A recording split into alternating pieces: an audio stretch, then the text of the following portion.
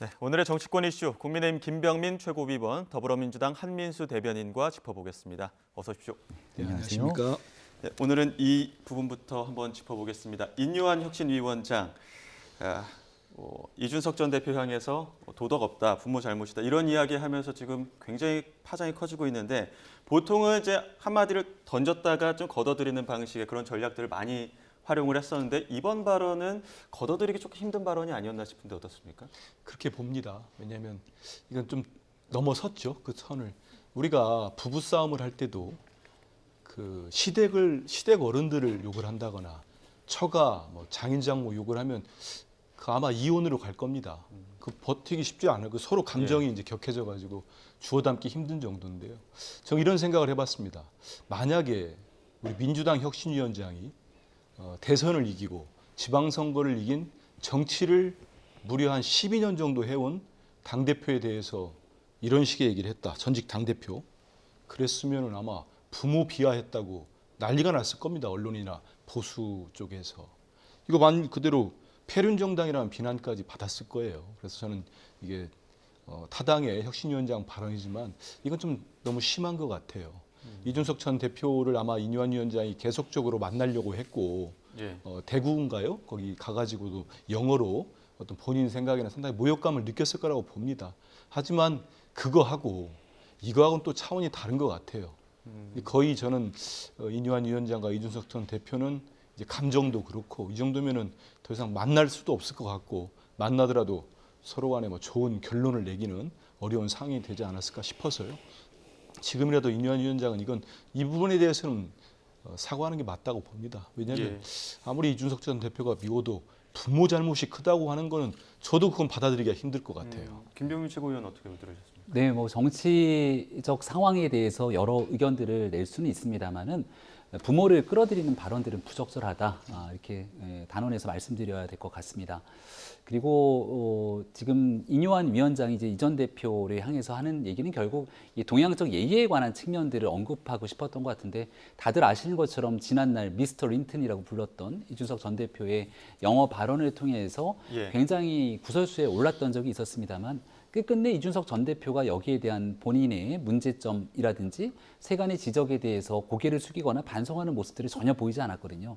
그러니까 이 전 대표는 본인이 했던 얘기들에 대해서는 문제가 됐을 때 다양한 이유를 들어가면서 피해가고 또 본인을 향해서 약간 정치적 공세가 들어오게 됐을 때는 바로 여기에 대해서 심각한 문제라고 맞받아치는 과정들이 계속되고 있다면 결국 이 내용들을 지켜보고 있는 국민들과 유권자들로부터 이 전 대표뿐 아니라 이 상황에 놓여져 있는 국민의 힘까지 굉장히 회초리를 맞을 수밖에 없는 상황에 내몰릴 수도 있다고 봅니다. 지금 대구 이야기했었는데 이준석 전 대표 대구 콘서트 하면서 대구 백스코에 1,600명 정도 왔다고 하거든요. 새 결집에는 어느 정도 성공했다고 보십니까? 네, 이준석 전 대표가 온라인으로 지지자들을 결집했고 또 여기에 대한 광고 홍보를 통해서 본인과 생각이 같은 사람들을 모은 콘서트 자리로 알고 있습니다. 이준석 전 대표의 정치적 성향에 대해서 호응하고 있는 시민들도 분명히 있기 때문에 그 자리에 와서 이준석 전 대표가 추구하는 정치적 방향이 같이 의견을 나눌 수 있는 자리라고도 생각을 합니다. 다만 이 전 대표는 이제 신당을 추진해 나가겠다라고 하는 의견들을 계속 내고 있는 상황 속에서 대구라고 하는 지역을 거점으로 아마 좀 활용하려고 하는 것이 아닌가 이런 생각이 강하게 드는데요.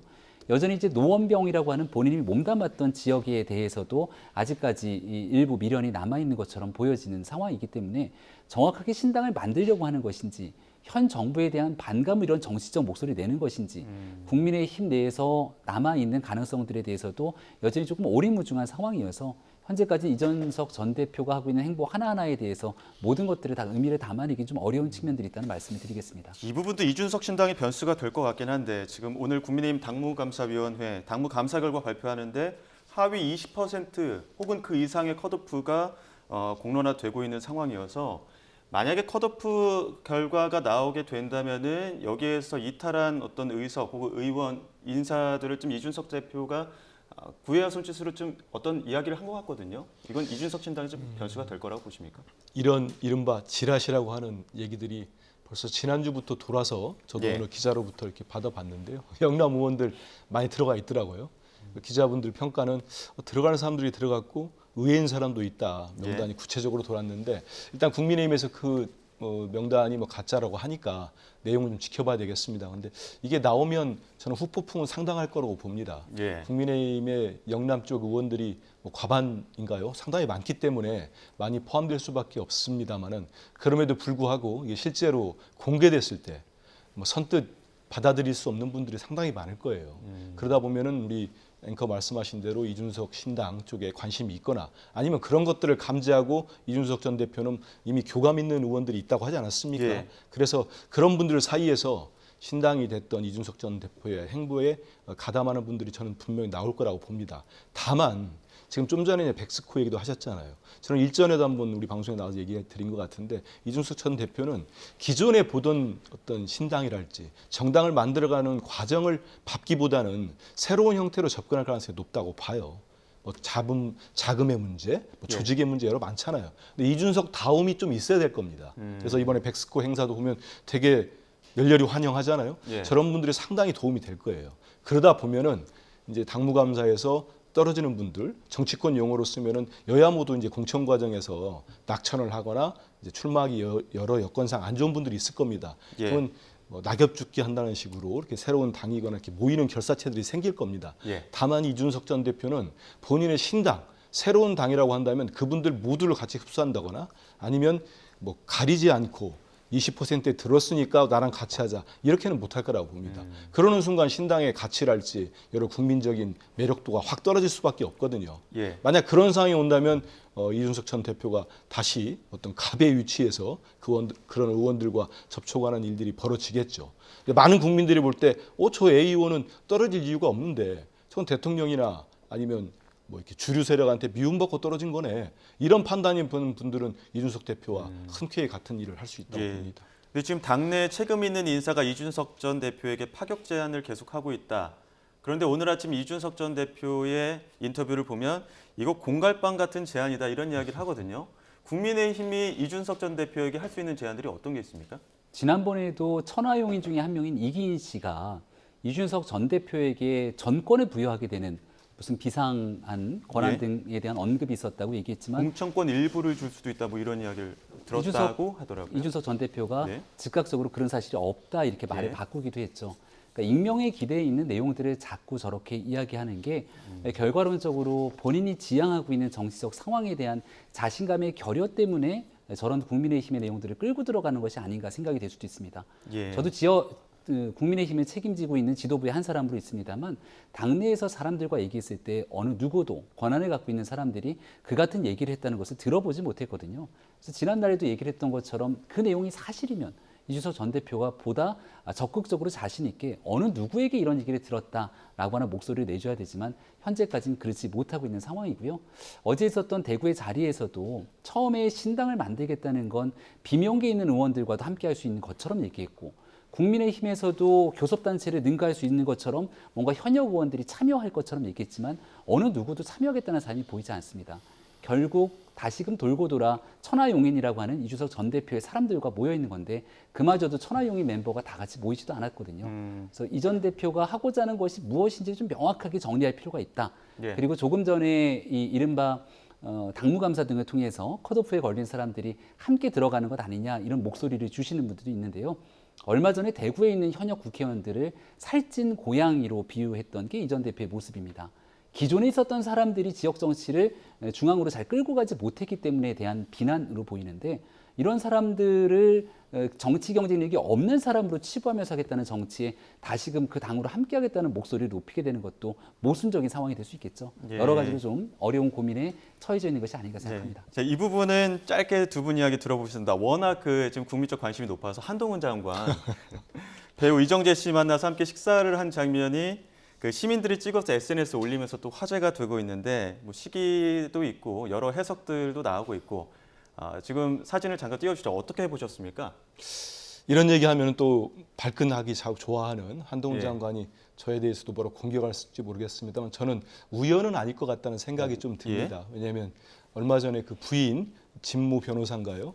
그분 봉사하는 사진도 언론에 쭉 예. 풀려가지고 말은 이건 국민의힘 내에서도 이건 기획된 거 아니냐 나왔을 때 본인은 그렇지 않다고 또 항변을 했기 때문에 이게 같은 고등학교 동문으로서 뭐 현대고 예. 5기 동창이라는데 정말로 식당에서 이거를 그냥 같이 밥을 먹기로 하고는 약속을 하지 않았겠습니까? 예. 먹었는데 저게 언론에 저렇게 자연스럽게 풀렸나? 이 부분은 좀 이렇게 좀 이상하다 이런 생각을 예. 할 수 있는데 왜냐하면은 일전에 지금까지 쭉 한동훈 장관의 행보를 보면은 물론 뭐 전임 장관도 많이 다녔다고 합니다만은 그거하고는 달라요.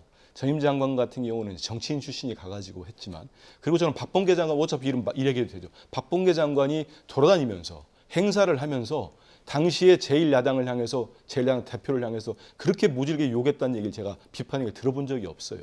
근데 한동훈 장관은 지역마다 돌 때마다 그 지역 주민들을 깊이 존경하고 정주영 전 회장도 얘기하고 그러면서 꼭 빠뜨리지 않는 게 민주당과 민주당 대표에 대해서 정말 거칠게 비난을 합니다. 그 모습들에 대해서 제 주변에 있는 사람들, 뭐 제 주변이니까 뭐 객관적으로 알 수 있습니다. 하지만 다 좋아하지 않아요. 왜? 저런 모습으로 저는 국민의힘 당협위원장한테 들은 얘기예요. 수도권에 저런 모습 가지고 우리 수도권 선거를 진두지휘할 수 있을까 저분이? 이런 비판을 하더라고요. 아마 예. 그런 비판들이 저는 한동훈 장관 주변에 예. 정무적 기획을 하는 사람들한테 들어갔을 겁니다. 그래서 이제 저 유명한 저도 좋아하는 이정재 배우와 식사하는 모습으로 해서 이렇게 띄운 것 같은데 예. 뭐 좋아하는 분은 좋아하겠지만 이제 그 커뮤니티에 올라오고 또 시민이 SNS에 올리면서 지금 화제가 됐었는데 다양한 댓글들도 있더라고요. 신선한 조합이다. 무슨 대화를 했을까? 그랬더니 또 댓글엔 또 내가 왕이 될 상인가? 이런 댓글도 올라왔다고 하던데 네. 어떻게 보셨습니까? 워낙이나 많은 작품을 찍었던 배우기도 예. 하고 또 오징어 게임으로 전 세계에 알려진 유명 예. 배우고 저희 입장에서는 배우 이정재 씨에게 고마운 건 이제 내일 모레면 부산 엑스포에 대한 월드 엑스포 개최지 결정이 나게 되는데 예. 부산 엑스포 홍보를 위해서 또 열심히 띄워준 배우기도 하거든요. 근데 저 사진을 보면서 무슨 인연이 있을까 궁금했던 분들이 많았을 텐데 현대고등학교 동기 동창이라는 것 아닙니까? 예. 그래서 저도 저희 같은 학교에 나왔던 친구들이 있으면 유명해진 친구도 있고 평범한 삶을 사는 친구도 있는데 같이 만나서 사진 찍는 게 이렇게 대단한 일은 아니죠. 내가 이 내용들을 찍어서 홍보하는 그 과정에 삼았다면 거기에 대해서 너무 정치적으로 연예인을 활용하는 것 아니냐 일지 모르겠지만 예. 일반 시민이 찍어서 올렸던 내용들이 화제가 되는 것을 보니 한동훈 장관의 일거수일투족이 정치적 핫한 이슈로 떠오르는 건 부인할 수 없는 사실이구나 이런 생각이 예. 듭니다. 다시 또 정치권 이슈 조금 더 자세하게 구체적으로 짚어보겠습니다. 지난 주말에 김기현 대표 그 자신의 지역구 울산으로 향해서 많은 해석을 낳기도 했는데 오늘 아침에 이준석 전 대표가 이러한 김기현 대표의 행보에 대해서 조금 다른 시각에서 분석을 했습니다. 한번 들어보시죠. 김기현 대표가 울산 가가지고 대통령하고 3시간씩 프리톡 제가 톡이한다 이렇게 얘기한 거는 어떤 의미로 해석해요? 뭐 먹는 얘기 했겠죠. 뭐. 그래요? 예, 뭐 정치 얘기를 진지하게 했으면은 그렇게까지 호흡이 안 맞을 수가 없습니다. 저는 이번에 김기현 대표가 의정 보고회 한다고 가는 걸 보면서 이제 정리하는 단계에 들어갔구나. 그냥 정리라는 얘기는 당원들 만나고 이러면서 네. 결국에는 질서 있는 불출마나 아니면 이런 퇴진을 꿈꾸고 있는 게 아닌가. 네. 저는 그런 생각입니다. 지금은 울산을 자꾸 들락거리는 거는 네. 정리 수순이라 봐야죠. 지역구 출마를 확실히 하기 위해서 공고히 하기 위해서 간 게 아니라 양보하기 위해서 희생하기 위해서 그런 수순으로 간 것이다. 이준석 전 대표는 이렇게 분석을 하고 있거든요. 먼저 어떻게 해석하십니까? 보통 이 정도 되면은 예. 저도 일전에는 이제 그 김기현 대표가 그 제안을 혁신위에서 지도부 불출마나 험지 출마 나오고 하면은 그러고 난 다음에 무슨 뭐 김포의 서울시 편입이 승부수처럼 또 김기현 대표가 던지지 않았습니까? 그런 과정들을 본다면 저는 당연히 좀 생각을 하지 않을까. 수도권까지 출마는 않더라도 본인이 또 울산에서 5선을 했기 때문에 뭐 내려놓기랄지 이런 행보를 저는 진즉에 보였을 거라고 봤는데 예. 근데 이준석 전 대표는 이 의정 보고의 세 차례를 이렇게 해석을 하지만 저는 좀 아닌 것 같아요. 잘 모르겠어요. 왜냐하면 기본적으로 이번에 최고위원을 김석기 의원을 본인과 가까운 경북 경주 출신의 국회의원을 시킨 거 보고 이건 뭐지? 이거는 본인의 체제를 공고하게 가져가겠다는 거예요. 예. 이거를 아니라고 해석할 수 있겠습니까? 예. 근데 그래놓고 본인이 바로 내려놓고 당대표를 물러나겠다? 저는 그건 아닌 것 같아요. 예. 그래서 불출마 선언이라는 부분들이 약간 좀 이상하다 현재로서는. 그래서 지금은 인요한 혁신위원회 그 불출마, 험지 출마를 받아들일 마음보다는 일단 대통령과의 친분까지 말씀하시는 거 보니까 여전히 그 지역을 사수하겠다는 의지가 강한 게 아닌가 이런 생각이 듭니다. 예. 하루에 3-4번씩도 전화한다 이렇게 또 이야기도 해서 어떤 걸 고민하고 있을까요? 대통령과 가까이 소통하고 있다는 것은 저희 최고위랑 있을 때도 수시로 얘기하는 부분들입니다. 예. 다만 내가 시시콜콜하게 언제 대통령을 만나서 이런 얘기들을 주고받았다.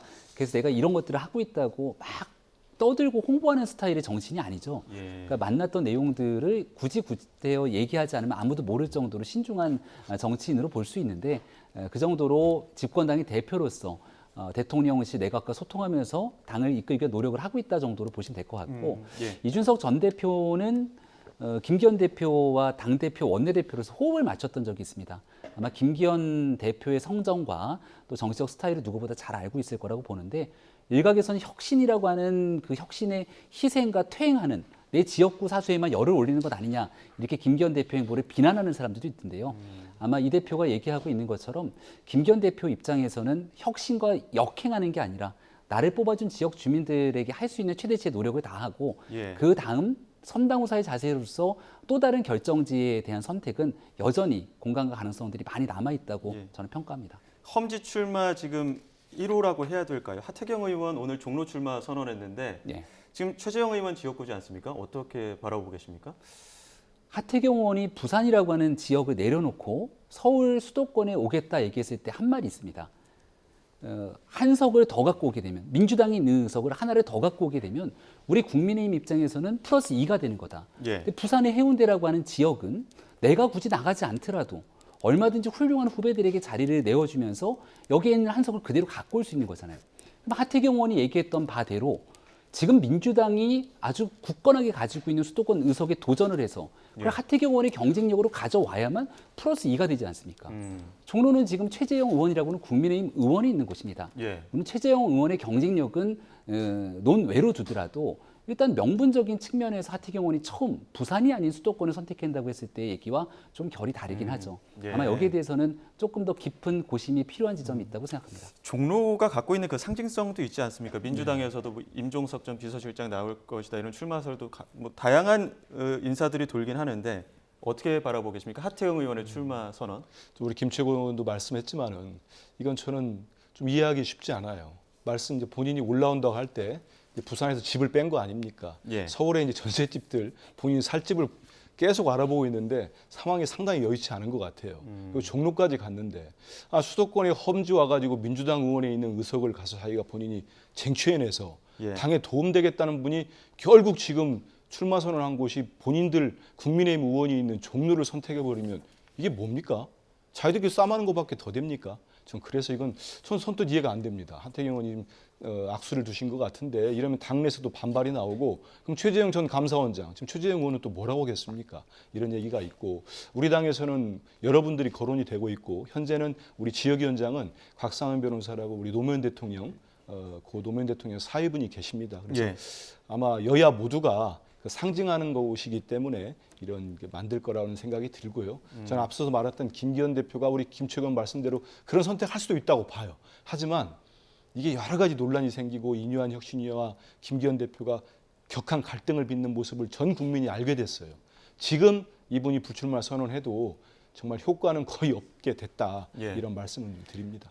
민주당에서는 지금 공천 룰로 굉장히 잡음이 많은 것 같습니다. 어제 원칙과 상식에서는 성토장이 됐다고 할 정도였는데, 그러니까 하위 10% 의원들에 대한 페널티를 좀 확대한다는 공천 룰인 거죠? 근데 그렇게 잡음은 없고요. 몇 분이 얘기하시는 건데 왜냐하면 이게 일단은 팩트들이 좀 다른 부분들이 있습니다. 예. 일부 의원들이나 그분들을 좋아하는 분들은 이게 특별당규, 민주당이 1년 전에 언제나 총선 전에 확정했던 시스템 공천에 근간이라 할 수 있는 특별당규를 손댄 거 아니냐 하는데 그렇지 않습니다. 특별당규는 그대로 지금 시스템 그대로 다 유지가 되고 있고요. 예. 이건 일반 당원 단규에서 그 말씀하신 대로 하위 20% 국회의원들 평가하지 않습니까? 예. 저희들은 이제 가감산만 있습니다. 그 20% 중에 예전에 우리 혁신위에서 이 하위 20%에 대해서 좀 세분화 시켜가지고 또 더 하위 중에 더 하위인 분들은 정말 의정 활동이나 여러 가지 지역 활동을 제대로 못했다는 평가 아니겠습니까? 여기에 대해서는 감점을 좀 확대하는 게 맞다. 그래야 또 그 지역을 새롭게 진입하고 싶어하는 정치 시인들에게도 또 기회가 되지 않겠습니까? 예. 그런 차원에서 하위 20% 중에 10%는 지금까지는 한 20% 감점이었는데 30% 10점 정도 10% 늘리는 겁니다. 여기에 대해서 글쎄요, 그 많은 분들이 다 공감을 하고 있기 때문에 그런 부분들은 큰 잡음 없이 오늘 뭐 당무위원회에서도 뭐 통과가 되지 않았습니까? 예. 이제 중앙위 결정만 내리면 되기 때문에요. 이런 룰 가지고 당내에서 큰 이견은 없을 거라고 보고 그 있습니다. 비명계에서는 지금 대의원제 권한 축소 방침도 나오다 보니까 비명계에서는 이거 그러면 권리당원에게 더 많은 힘을 실어주게 되고 그러면은 강성 지지층의 목소리는 더 커지는 것 아니냐 이런 우려를 하는 것 같거든요. 그것도 좀 분리해야 됩니다. 아마 아실 겁니다. 아시면서 얘기하시는 건데 지금 좀 전에 제가 말씀드린 건 내년 4월에 앞두고 각 지역별로 경선이 있을 때 그 하위 20% 예. 중에 또 10% 해당되는 그렇죠. 거고 지금 이제 권리당원과 대의원 비율 있지 않습니까? 예. 이거는 이번 공천하고 그 전당대회 이건 전당대회 사안입니다. 예. 총선과 전혀 관계가 예. 없습니다. 내년 비명계 8월에 비판들 중에 한 가지. 그렇죠. 예. 그런데 이거는 지금 우리 당 같은 경우 이제 국민의힘은 우리 김초가 설명해 주시겠지만은 지금 대의원과 권리당원이 1대1로 돼 있습니다. 근데 우리 민주당 같은 경우는 예전에 이제 우리 불모지랄까요? 이제 힘든 곳에서 오랫동안 민주당을 지지했던 분들이 있지 않습니까? 그분들이 이제 대의원이 되면서 어떤 표의 등가성보다는 어떤 공헌이랄지 그래서 예. 여러 가지 권한을 좀 드렸어요. 예. 그게 권리당원 우리 당비를 내잖아요. 예. 권리당원 한 분과 권리당원 60분과 대의원 한 분이 표가 같게 돼 버린 거예요. 이건 너무 심하지 않느냐. 지금 여당도 1대1인데 그래서 우리 혁신위도 그렇고 많은 권리당원 저희들이 권리당원이 한 150만 명 됩니다. 전체 당원 한 250만 되고 거기에서 이거는 안 됩니다. 이제 바꿔달라고 요구를 했습니다. 예. 혁신위가 올렸는데 그 60대1을 이번에 당무위원회에서 최고위원들이랑 의결하면서 20대1 미만으로 전당대회 준비위원회에서 결정할 수 있다. 이게 들어간 겁니다. 그래서 이 지금 비명계 쪽에서 왜 이거를 지금 총선을 앞두고 하느냐 이런 네. 문제 제기를 하지만 이분들도 60대1을 20대1로 낮춘 거에 대해서는 얘기 안 합니다. 왜냐하면 20대1이라고 하면은 지금 당원들 사이에서는 이게 무슨 혁신이냐고 벌써 큰 불만들을 특히 말씀하시는 열성 당원들이 제일 불만을 갖고 계세요. 우리 대표님도 지금 욕 무지 먹고 있습니다. 그렇기 때문에 이런 건 내용을 들여다보면 저는 그렇지 않다. 근데 대표께서 오늘 기자분들한테 말씀하신 것처럼 모두가 만족할 수 있는 안이 어디 있겠습니까? 예. 점진적으로 개선해 나간다. 이런 말씀 드리겠습니다. 국민님께서는 이런 상황 어떻게 바라보고 계십니까? 뭐 전당대회에 대한 룰 개정이야 워낙 멀리 있는 일이기 때문에 크게 중요치는 않은 것 같고요. 예. 지금 핵심은 총선을 앞두고 있는 현역 의원에 대한 평가들이지 않습니까? 예. 근데 민주당의 현역 가위 평가 페널티를 20%에서 30%로 일부를 높이게 된 건데 이런 정도에 대해서 반발이 있는 건 잘 이해하기가 좀 어렵습니다. 그러니까 국민의힘의 혁신위원회에서는 아예 현역 의원 하위를 한 20% 딱 규정해 줘놓고 여긴 컷오프를 시키자는 거거든요. 감점을 주자는 게 아니라. 그러니까 결국 선거 때가 되게 되면 많은 경쟁, 혁신에 대한 경쟁들이 이어지게 될 텐데 지금 민주당에서 나오고 있는 혁신안이라고 하는 일들, 그러니까 공천을 앞두고 있는 일들이 혁신에서 조금 떨어지고 너무 안정감을 추구하고 있는 것 아니냐라고 하는 비판의 여지가 있어서 저는 여기에 대해서는 조금 더 강력한 현역 의원들에 대해서 대대적인 컷오프 등이 도입되는 것이 국민들 눈높이에 맞춰가는 일이라고 생각합니다. 선거제 관련해서 지금까지 어떻게 논의가 이루어졌고 지금 단계에서 어떤 논의까지 이루어졌는지 한번 두 분께 여쭤보겠습니다. 이탄희 민주당 의원 굉장히 지금 그 위성정당 절대 안 된다 이렇게 얘기하면서 병립형으로 가는 것도 조금 절대 안 된다라는 입장인 것 같아요. 민주당의 의견은 어떻습니까? 저희들이 그 여러 당내 지난번에 의원총회에서 여러 많이 의견들이 나왔기 때문에 제 기억으로 29일 날 예, 의원총회에서 의총에서. 또 여러 가지 이제 의견들을 놓고 이거는 의총에서 여야 모두 마찬가지입니다. 의원들이 그 선수들이기 때문에 원회에도 계십니다만은 룰을 정하는 데 있어서는 한쪽이 요구 사항만으로 될 수는 없을 겁니다.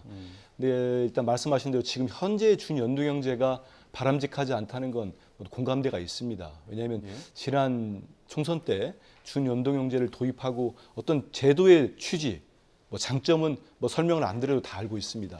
그런데 그때 이제 위성정당이 예. 여야 1, 2당 모두 만들면서 많은 군소정당들이 들어오고 표의 사표를 방지하고 많은 기회를 주겠다는 것들이 이루어지지 못한 건 분명히 있습니다. 그래서 이 유성정당 방지법 이건 저는 논의되는 게 맞다고 봅니다.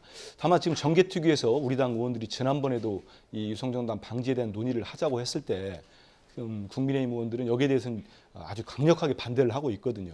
그 법안 자체를 논의할 수 없다고 하고 있는 상태입니다.